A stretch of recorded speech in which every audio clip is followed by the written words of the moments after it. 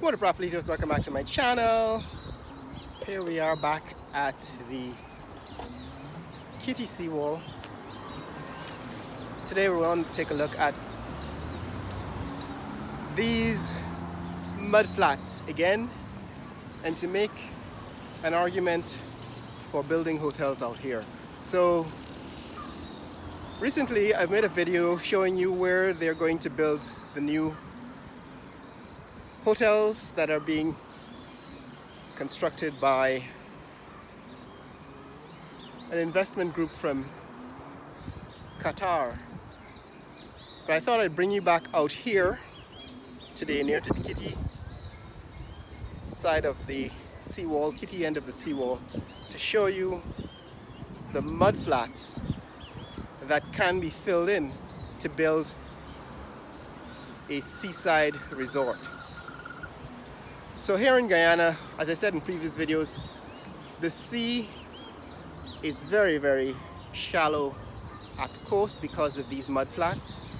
And in fact, at low tide, in some parts of this coast, the mud flat extends out for miles. Here at Kitty, you can see the mud flats are almost at the same height as the land beyond the seawall. More importantly, right, it's the month of Ramadan. You can see that's the sign. I should probably show you Ramadan Village before it closes at the end of the month. And this is the sign that they've placed in the center of the traffic circle to commemorate the month of Ramadan and National Ramadan Village. Right, that's the Ramadan Village. It's over on Wolford Avenue. I'll probably take a look at it sometime in the future. But that's the seawall looking west. And what I want to do is to show you this spit of land that is right next to the Kitty end of the seawall. So back in 2014, end of 2013, when I arrived in Guyana, there was a nightclub that operated on this piece of land. So what I'm showing you now is the land on the seaside of the seawall. And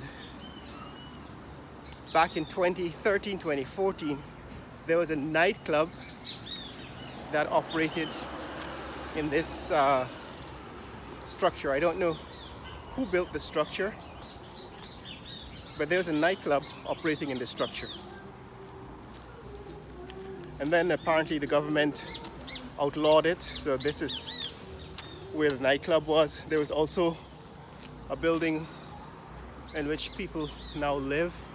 Right, so this is the spit of land on which the nightclub existed.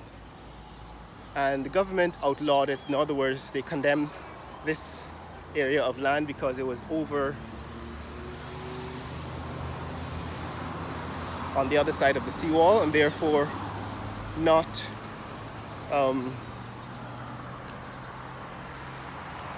allowed for building, construction, and so on.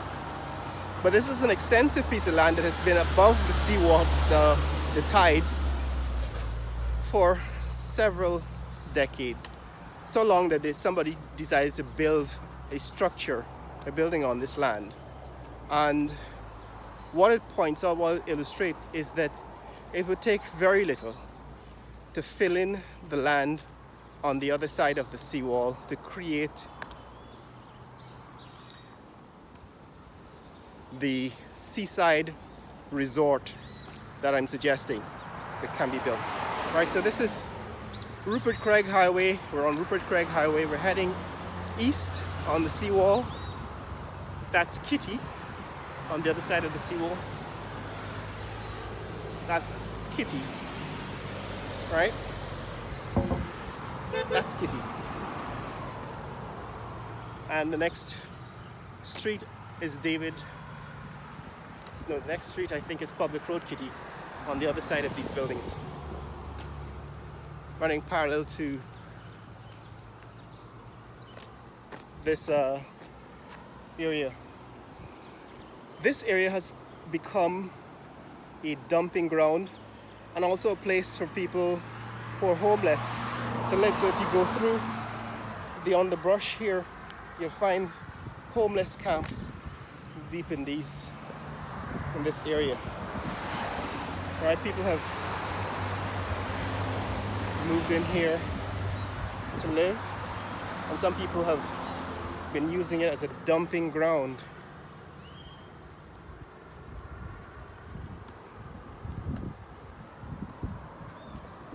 This is on the seaside of the seawall. Alright, it's the seaside of the seawall. So there is the possibility of reclaiming this land for at least a mile out to sea, and either constructing parks on that land, in other words converting it into recreational parkland to replace the land that is being confiscated right now, or you see all of this garbage just washed in from the shore. But the point is that the city is not should not be forced to lose land in order for these hotels to be built.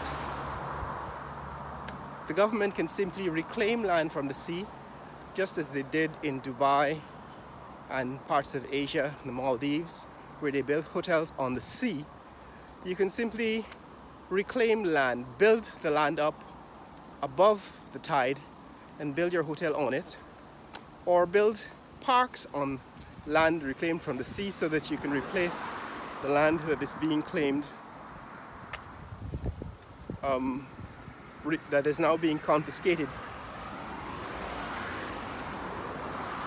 Recreational parklands that are now being confiscated by the government to construct the Qatar hotel. So there is going to be a court fight over the land, and as I've said before, it's clear that you can't replace the space, the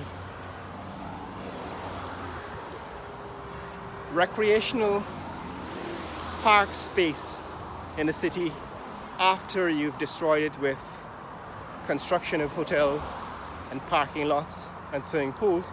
But what you can do is simply build your hotels and your pools and parking lots on land reclaimed from the sea. And that is what this is. Most of this is sand that is washed up from the sea, but you can actually we can fetch sand out from the interior, from sand hills in Guyana, and deposit it on the mudflats to create land for construction of these new hotels. You can actually do it for the entire coast, or you can do it for the part of the coast that is around Georgetown. So you can probably build a mile of reclaimed land into the sea, just as we got land from the sea on this side. And basically this allows construction of hotels and stuff. Morning. Right, this allows you to construct hotels and as many clubs and so on as you would like, basically on land that nobody contests, right? Because no individual owns the land in the sea. These mudflats are free to build on. There would be no political fight over them if you were to reclaim these lands. And that's basically the argument I'm making in the video, that in fact there exists the possibility